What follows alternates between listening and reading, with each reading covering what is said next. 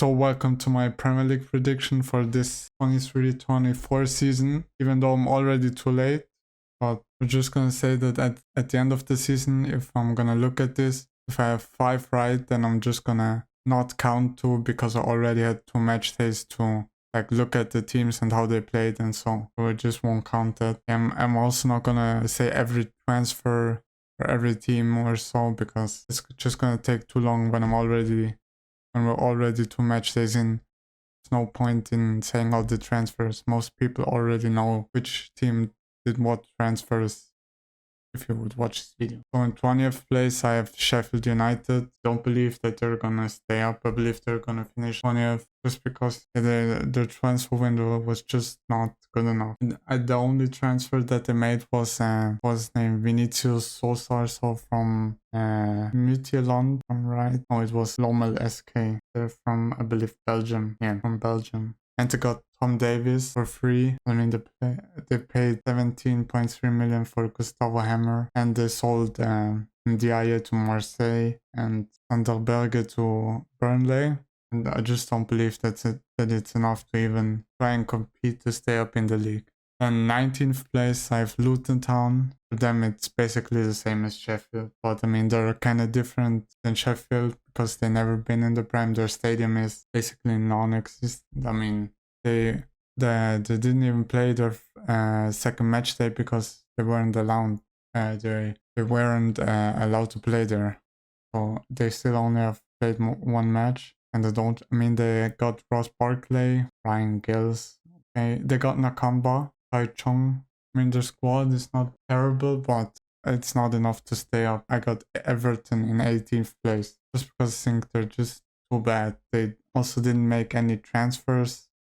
Like they got that Chermiti from Sporting. They loaned out Danjuma, Ashley Young for free, but that's it. Jack Harrison, they loaned out Jack Harrison, but don't believe they have. I mean, they have a good midfield with Onana, Ducre, and like who they play, McNeil or Garner. They play Garner a lot. How does Andre Gomez still have a market value of 16 million? I believe that guy didn't even play 1 game. And 17th place, I have Burnley. I feel like a lot of people not overhype Burnley, but they say that Burnley won't struggle. They're just gonna do fine and blah blah blah whatever. I don't believe that it's gonna be that easy for them to stay up just because their team is not like it's not even the same team as last season. They made some changes. They kept most of it together, but they made some changes and they have to first find together and so. And also they need to have someone that scores goals up top. If they don't have that, then they already forget staying up. Okay, then in 16th place I have Wolves. A lot of people have them going down. I don't think they're going down because it's kind of an advantage, but I saw them play against Man United and I mean against Brighton they didn't look as good, but I don't believe that they're this bad to get relegated even though their club is in a shitty situation. I mean, they made 1 transfer, I believe. Okay, they got Matt Doherty back. Got Cunha, but they paid 50 million for him. Didn't even know they paid this much for him. Got Traoré for 11. I mean, their team is not that bad that they should get relegated. I believe they are gonna stay up. And 15th place, I have Nottingham Forest. And I don't believe that they're gonna have really anything to do with the relegation. Like a lot of people say that there's gonna be like 6 teams in the relegation battle. I don't believe it's gonna be like 5, and those 5 are like between Forest and Wolves. I believe there's gonna be like 10 points at the end. And they got that Andrew Santos from Chelsea, Montiel, Langa, Olaina, Chris Wood. I mean, just don't believe that they're gonna go down. Then 14th place I have Bournemouth. Which Bournemouth this transfer window made some crazy deals like Alex Scott or Tyler Adams, Max Aarons, that Kerkez, the Hungarian left back. They got Justin Kluivert and Traoré from Sassuolo. So Bournemouth, I believe they're gonna finish 14th. Then in 13th we have Fulham, which Fulham, they didn't make any transfer outside of Traoré, Calvin Bassey from Ajax, and Raul Jimenez. But yeah, I mean they sold Mitrovic for 25 million. Maybe they're gonna buy another striker after this video, who knows. But in 13th, yeah. Then 12th place I have Crystal Palace, who always finish around there. They got Lerma from Bournemouth for free and Mateus Franca from Flamengo for 20 million. Who knows, that guy is still injured. 11th place I got West Ham, which I don't know, where did they finish? Like 14th last season? Yeah, 14th. Now I have them in 11th. Transfers, they made James Ward-Prowse. And they got Edson Alvarez from Ajax and Mavropanos from Stuttgart, but that guy hasn't played yet. But Ward-Prowse already played against Chelsea, already made 2 assists. And there's another thing with Ward-Prowse that I have to say after the prediction. But yeah, West Ham 11th. I believe they're gonna finish comfortably in the middle of the table. I mean, they play Europa League this season, but I don't believe that they're gonna win it, because just Liverpool alone in it is gonna be, even if they make it to the final and Liverpool make it, or was there wasn't Inter also no, it was one Italian club that was also in the Europa League. Inter Milan. Oh, those play Champions League. No clue. But I don't believe that West Ham are just Liverpool already is one stronger team than them. I don't believe that they're gonna win the Europa League. Then 10th place I have Brentford. Which also last season played a good season and almost made it into the Conference League. They bought Schade from Freiburg, but it's not like he didn't do much until now. They got Flecken from Freiburg, and they got Nathan Collins from Wolves. I believe they're and they sold Raya. They sold Bidstrup to RB Salzburg. Didn't even know that. Yeah. I believe they're gonna finish comfortably in 10th place. Then 9th place I got Aston Villa. I don't see Aston Villa coming closer this I believe they're gonna make I don't know if they're gonna make a step back or other teams are just gonna play better. But they also now have the Conference League.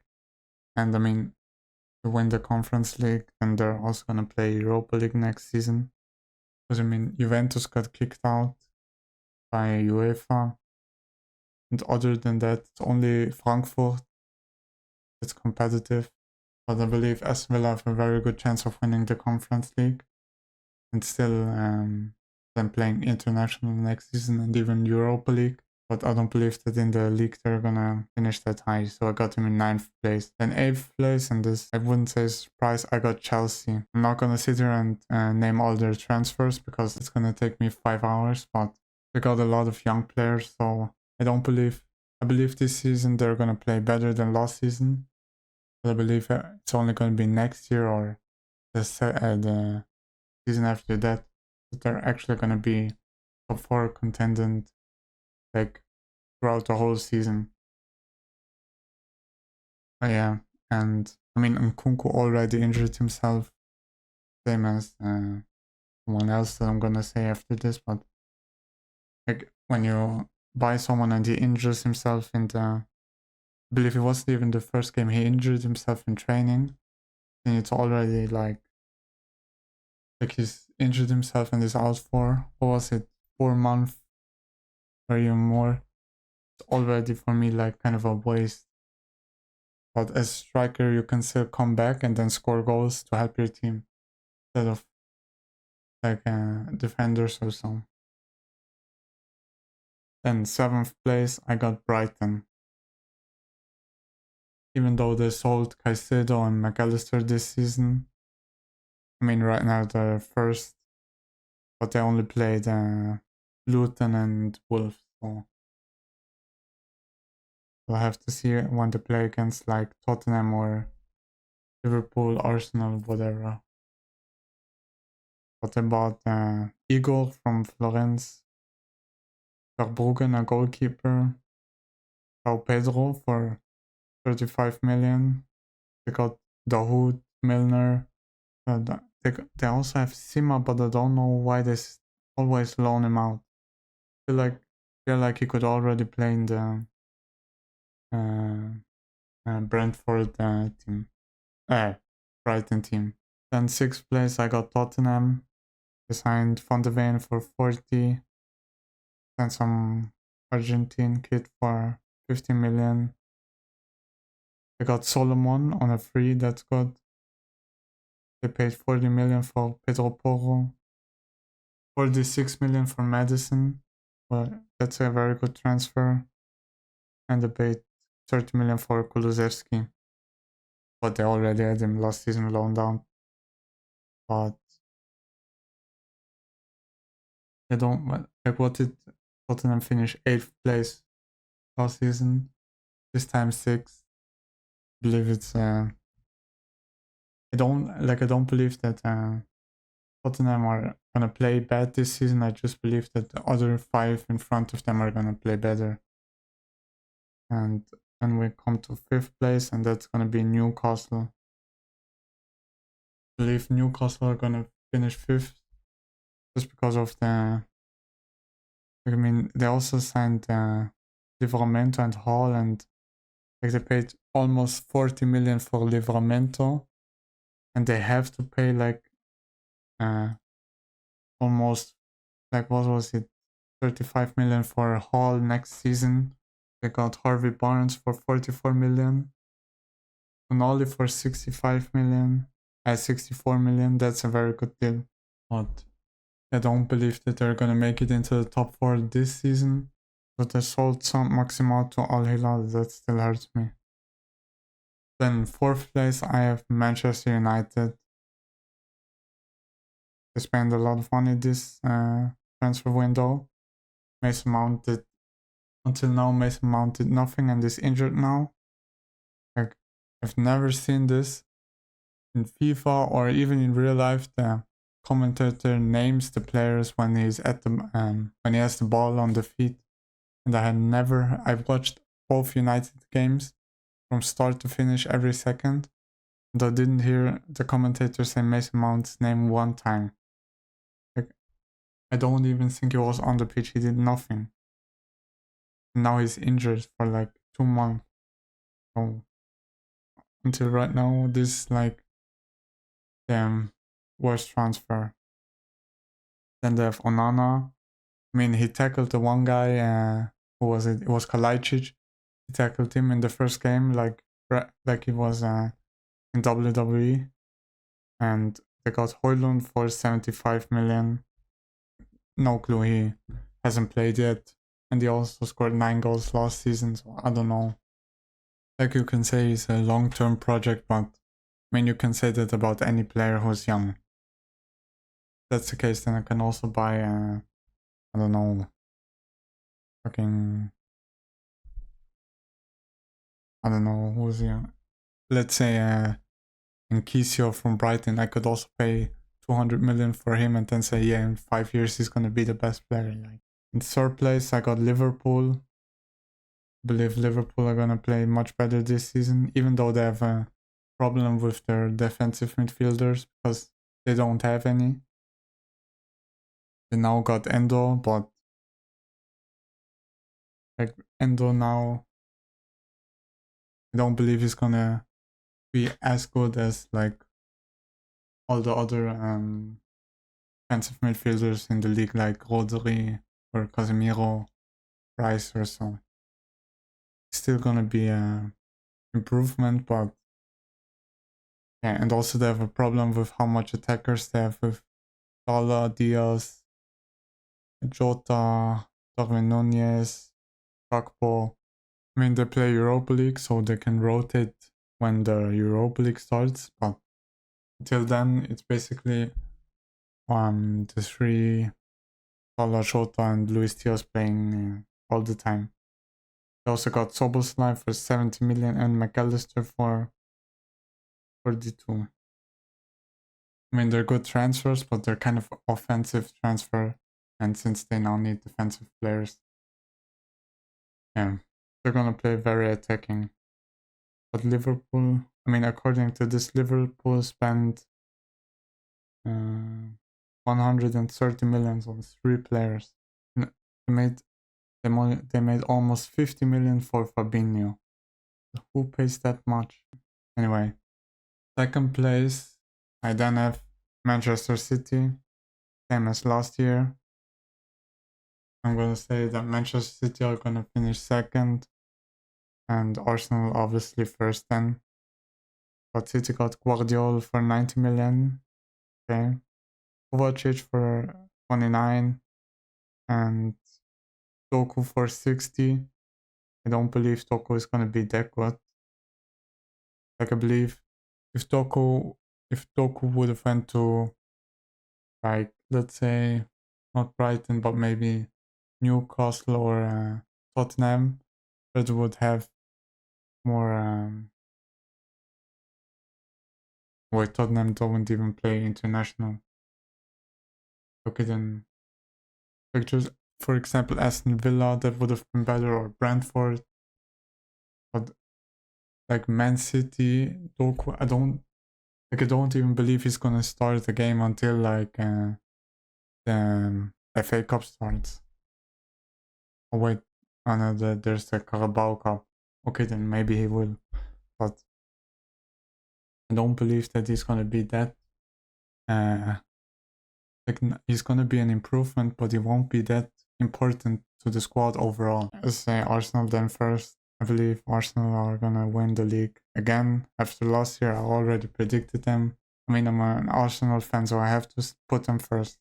I mean, we paid 75 million for Havertz.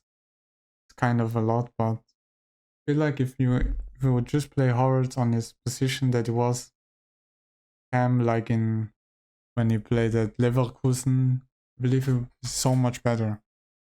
I don't know.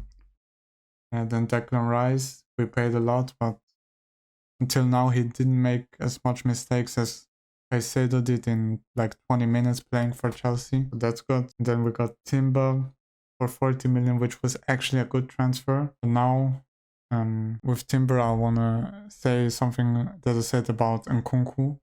Like, when you pay a lot, 40, and what did I pay? 60 million for Nkunku, I believe. And you then injure yourself in the first game, or not even before the season started, and you're then out for like half the season. For me, you're already kind of a flop transfer. Especially if, like, Timber was so good in the preseason and also in the first game until this injury. But this injury was so unnecessary. He tackled somewhere in the middle of the pitch for no reason. I remember it was almost halftime, and I don't know, it was Avoni, I believe, who ran he was in the middle circle somewhere, and then he made some over the, like, not over the top, but he wanted to get the ball no matter what, and then injured himself like that, even though the attack would have probably never even finished because the ref would have blown the whistle. And now he's out for like 7 months just for nothing. That's like, you know, you pay 40 million for someone to be out for 7 months. And he played 45 minutes for us. Now he's gonna be out until about 7 months. We have like February or March. But he's already gonna miss like almost all of the season for nothing. There's some tackle in the middle. Anyway, I just have some, like, I have most goals, most assists, and so For most goals, I actually have Isak from Newcastle. I believe that he's gonna score even more goals than Haaland this season if he stays fit. Because last time he got injured a little bit towards the end and then was like out for 6 games or so. And still scored like 12 goals. Now I believe he already has 2. And if Newcastle keep playing so attacking football, he's gonna score a lot of goals. Then most assists, I have Mitoma. Just believe that Brighton, same as Newcastle, they're playing attacking football right now. So Mitoma, since he's a very good dribbler, I believe he's gonna make a lot of assists. And De Bruyne is out for like 5 months, so it won't be De Bruyne. Bruno Fernandes, I believe he has other problems. And he has other problems playing again next to Mason Mount. You should be concerned about other things. Then best transfer, I actually have James Ward-Prowse. Believe that he's the best transfer. Believe he's gonna, because of him, West Ham are gonna score a lot more goals. They're already a good standard team. Like corners, free kicks, they're already good. Before they even had James Ward-Prowse, and now with him, they're gonna be even better. That already showed in the Chelsea game because he made 2 assists. I believe that if they now even have Mavropanos, who's also a tall guy, and if he's good at heading the ball, then they're gonna score a lot of goals. And he has he needs 2 more free kicks to break David Beckham's record of most free kicks. And worst transfer, I have Mason Mount. No, there are a lot of players you could pick here. Mason Mount, Højlund. You could even say Doku, but Doku hasn't played yet. You could say Rice if Arsenal finished 4th place, then you could say Rice was not a flop, but he didn't bring us much. You could say Szoboszlai could be, you could say Nkunku, you could say, did I already say Caicedo? I don't know. Caicedo. Could say even Livramento or Tonali, but I don't believe Tonali is gonna be a top.